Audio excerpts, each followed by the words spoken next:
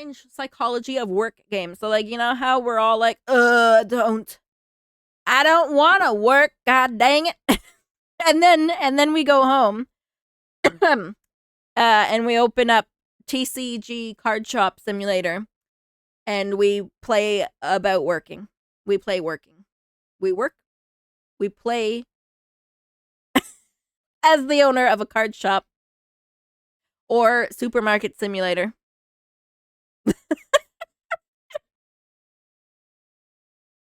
I don't want to work. Goes home and plays a game about working.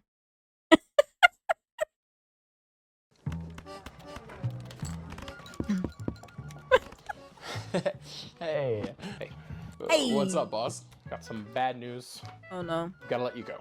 What? Wait, why? Okay, where do I start? The 45-minute coffee breaks? I drink a lot of coffee. What about the 45-minute bathroom breaks?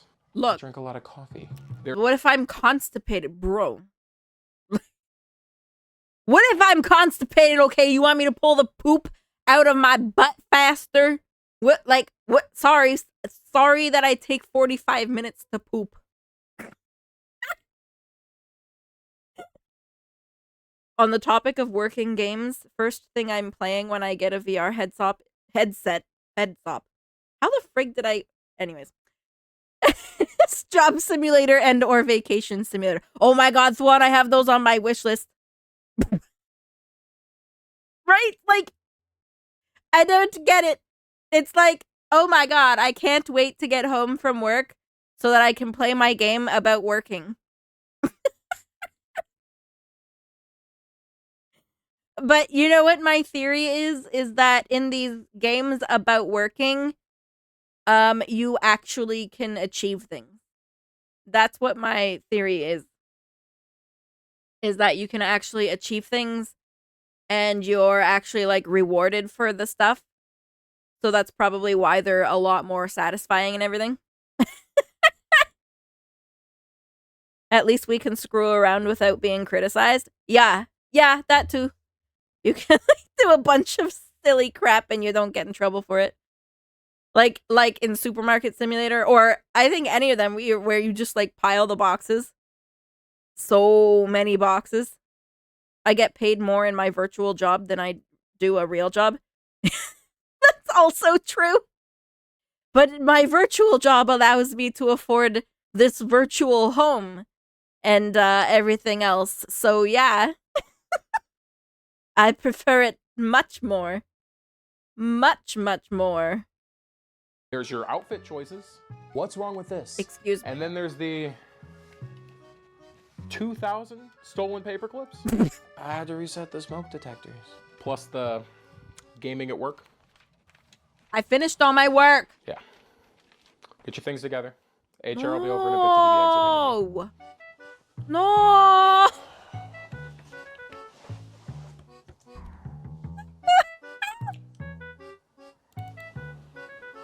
What? What's this? Uh-oh. Oh my god, freaking CCG card shop. Damn. When I go into debt in my virtual job, I know the bank won't send a hitman after me. Yeah, exactly. Exactly.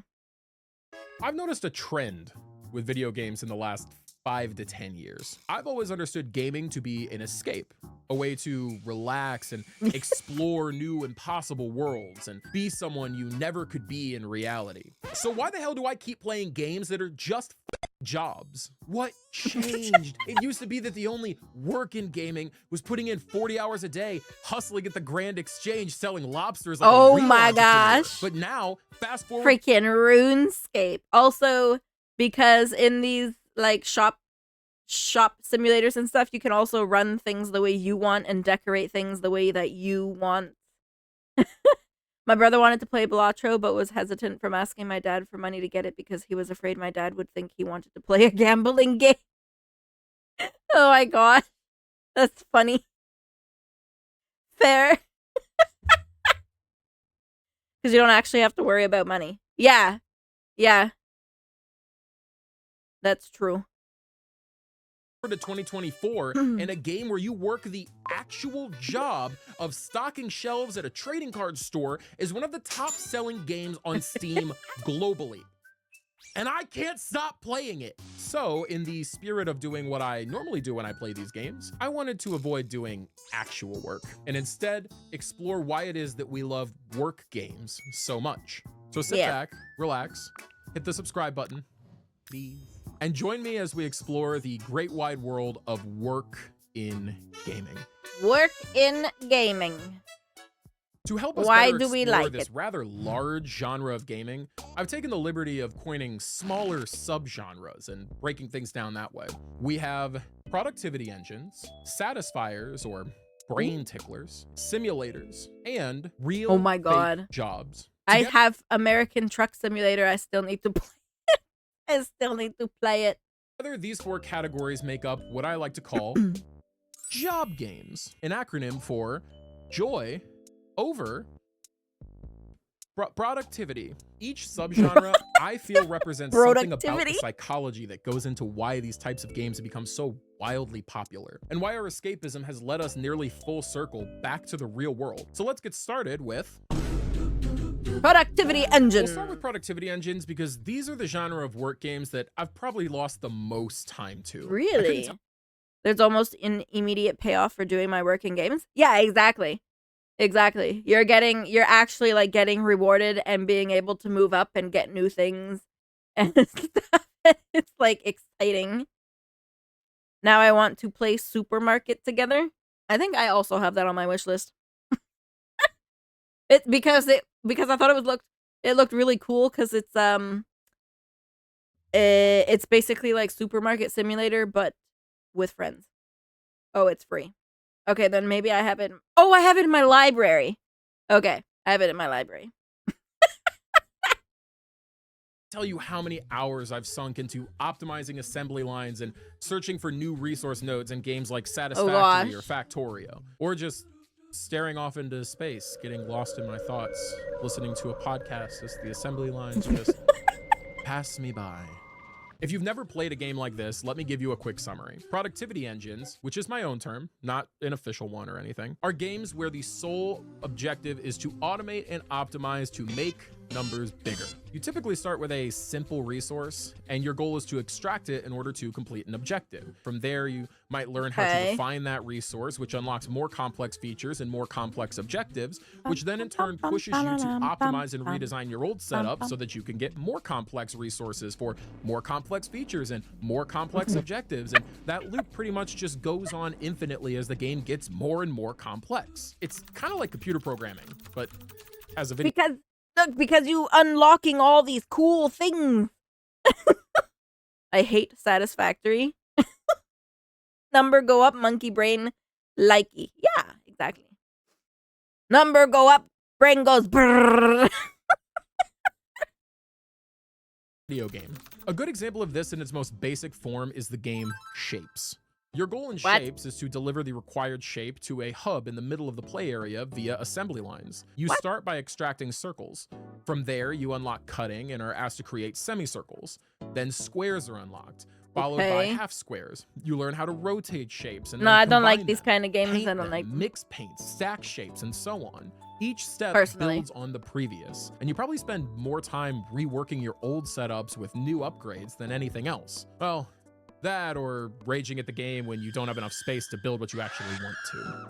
My other favorite productivity. Yeah, those ones are not really my cup of tea personally. I don't know.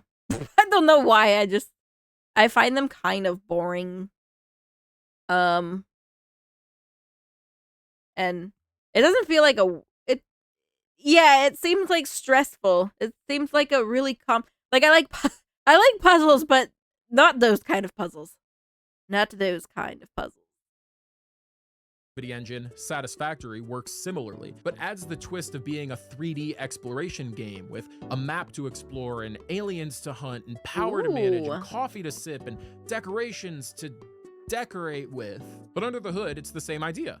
Automate to get bigger. So what makes games like this so fun? What draws us to becoming these spreadsheet mega dorks instead of slaying dragons and becoming space marines? These games are basically the equivalent of an industrial engineering desk job, and yet they're insanely popular. Why is that? Well, for starters, they're basically the epitome of the whole carrot on a stick principle that drives game design. Pretty much any game that you play incentivizes you in some way. Yeah. Unlockable gear, new cosmetics, progressing a story. Gaming's built around incentives. It scratches that dopamine itch in our brain that loves rewards. Productivity engine games put this on full display. There's always a number that you're watching slowly tick upwards. There's always a new upgrade that will make Exactly. You want to see that number go up and up and up.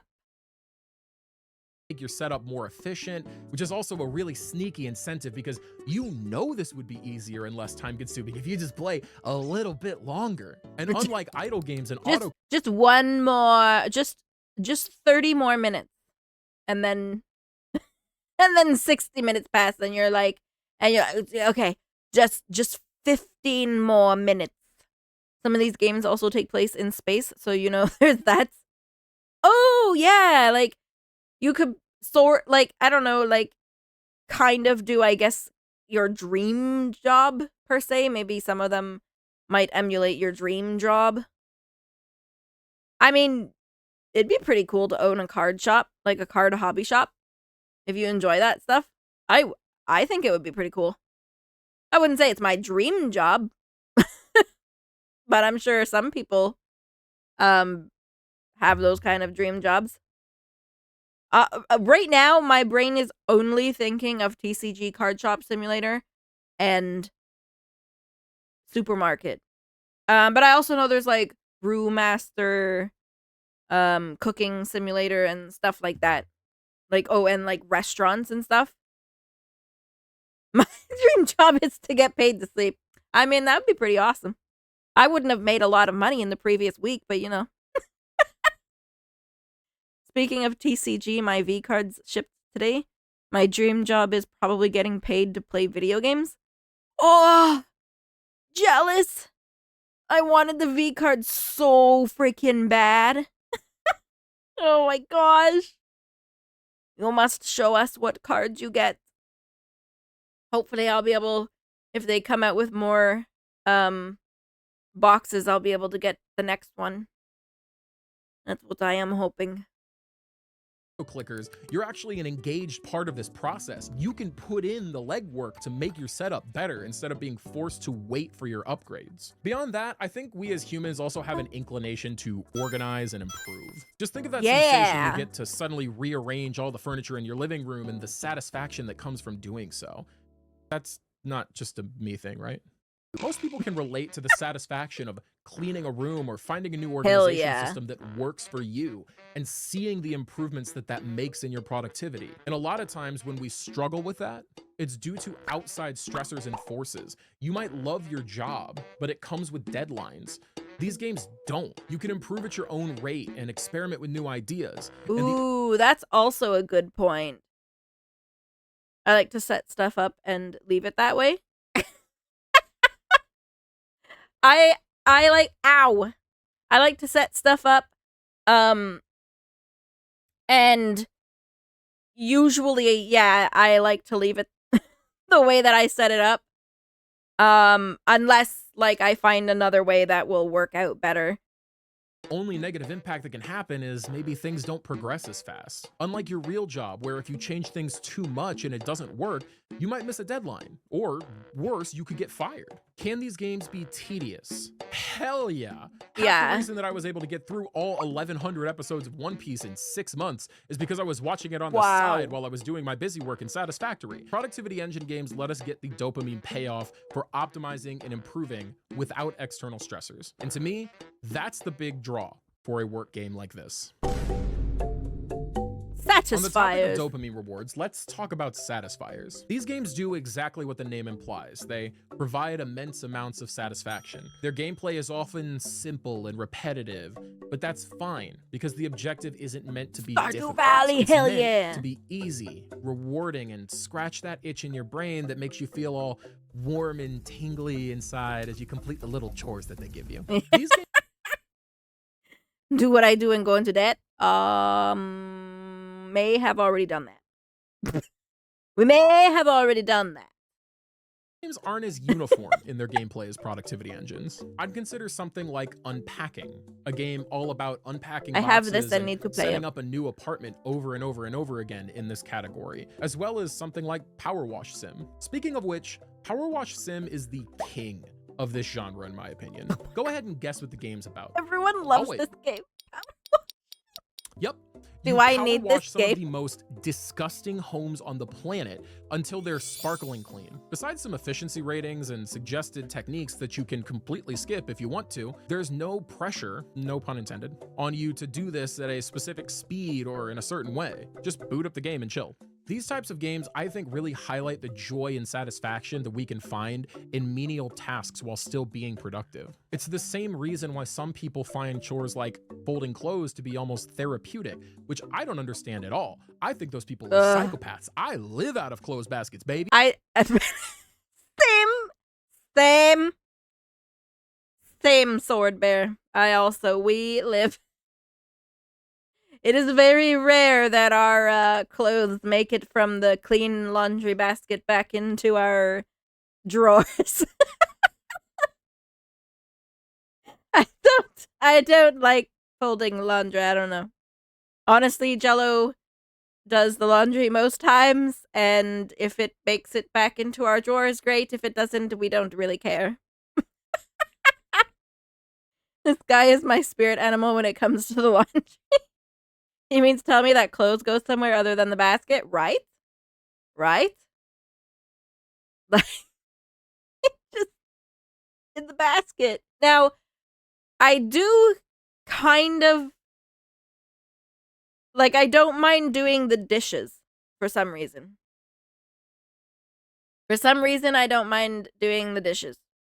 I'll just like throw on like a YouTube video or something and listen to that while I do them. That's something that I find, I guess, kind of therapy. I don't know if I would say therapeutic, but it's something that I don't like hate doing. Gotta eat on something? Yeah. You gotta eat on the plate, so they need to get clean somehow. And we don't have a machine dishwasher. I'm the dishwasher. Maybe. Combine that with the benefits of video games like bright lights and cool sound effects, and remove the physical drawbacks of the real world like exhaustion or, say, getting super wet and dirty while power washing. And it's easy to see the draw of these types of games. Simulators! Simulators! You've probably seen a million of these things on your gaming eShop of choice because the library of insert thing here simulator games is vast. Here's a rapid fire list of just a few results I get when I search for simulators on Steam. Oh my god, I went into that friggin' rabbit hole not that long ago. I searched the same thing and ended up with a lot more stuff on my wish list, and I was like, god dang it, why did I do that? Why do you do anything? You have a Jello. Just make him do everything? I wonder if there's a welding simulator. Honestly, it wouldn't surprise me. Where's Steam? Hold on. Where's the search bar? Oh, okay. Welding simulator. Welding simulator. I put welding simulator into Steam, and the first result is Thief Simulator 2.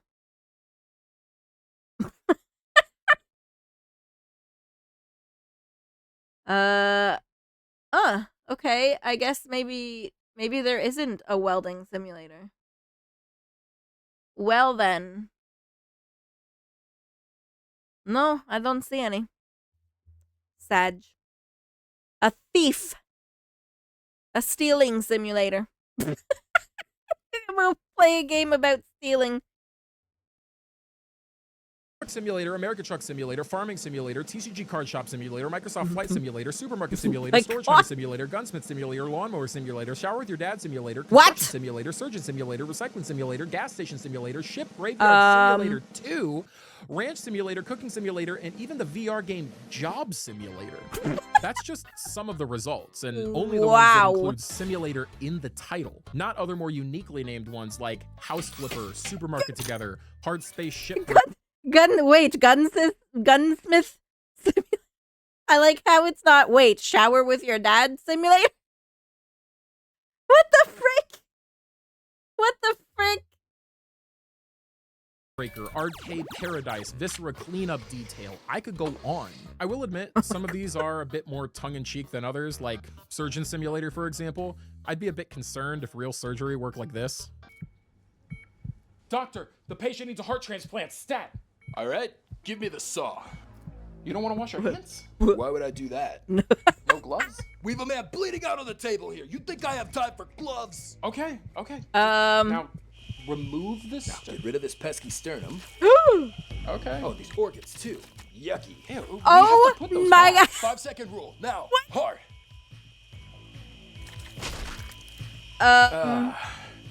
Another successful day of saving lives. Comedic entries aside, though, Oh my God. these games are essentially just simplified versions of the real jobs that they're trying to simulate. Your objective is typically to earn money and grow your business, but along the way, you're doing the standard duties of the job, which are often pretty menial and repetitive. So why play a game that's literally just virtual work? Well, similar to Satisfiers, there's a certain comfort to repetition, but beyond that, there's also a certain appeal of being able to do a job that you have no familiarity with and zero risk of actual failure, especially if you get to learn a bit more about the job along the way. With simulators, though, there's actually a third highly appealing factor that isn't exclusively psychological: the jank factor. Budget constraints, scope issues, lack of QA, whatever the reason, many simulator games tend to feature some hilarious bugs and unintentional gameplay options that make them fantastic games. Seeing Haya beat people with a bat. Yes. Yeah, speaking of hilarious bonus things that you can do. Yes, you can. If they're stealing, I have a bat and I am not afraid to use it. So funny. I'll just be like sitting there working on something and just in my ears I just hear Haya hitting everyone with the freaking bat, collecting money and everything. I'm like, oh my gosh. Oh my gosh.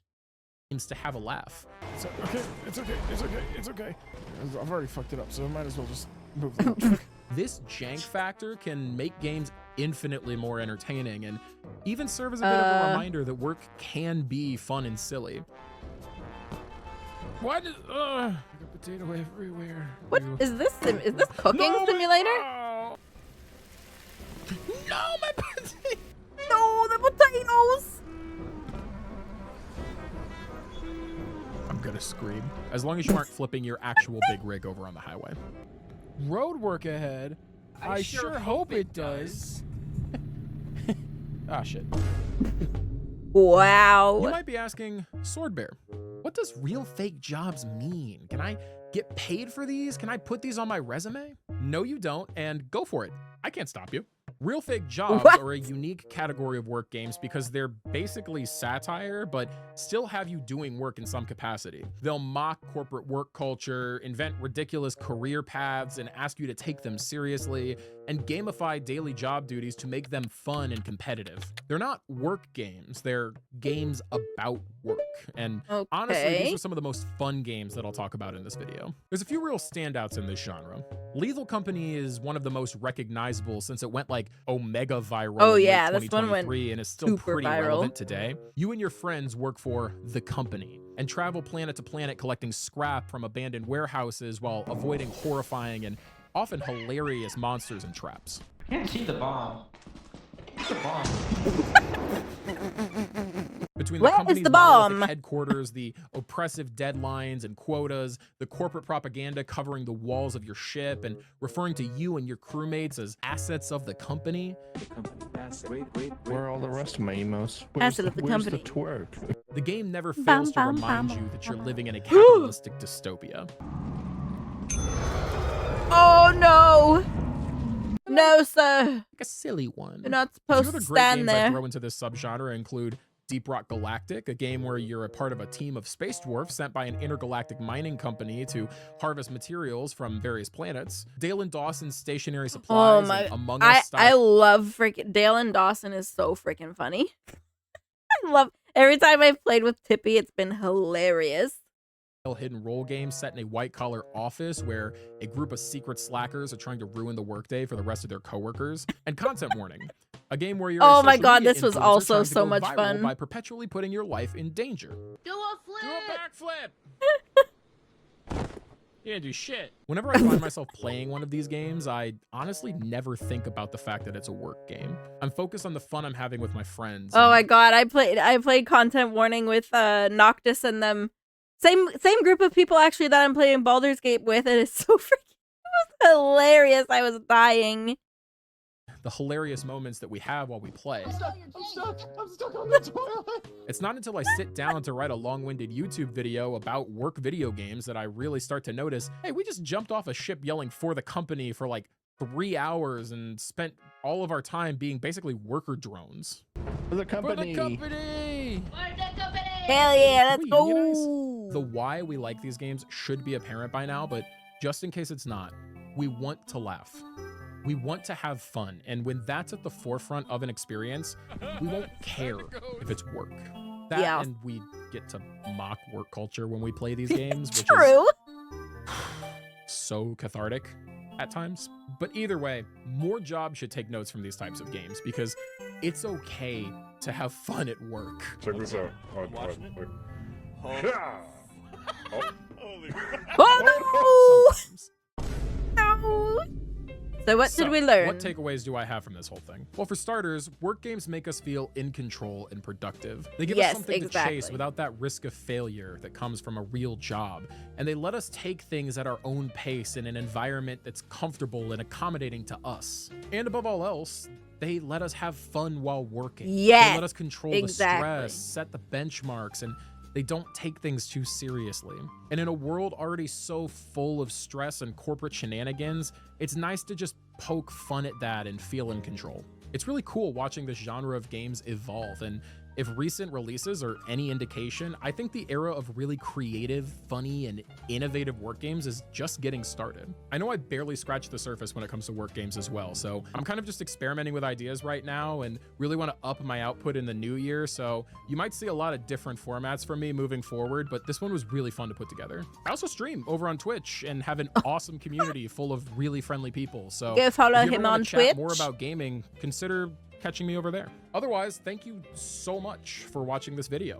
Consider hitting the subscribe and all that good stuff. and Like and subscribe. yeah, I'll see you in the next one. Bye. Bye. That was a fun video.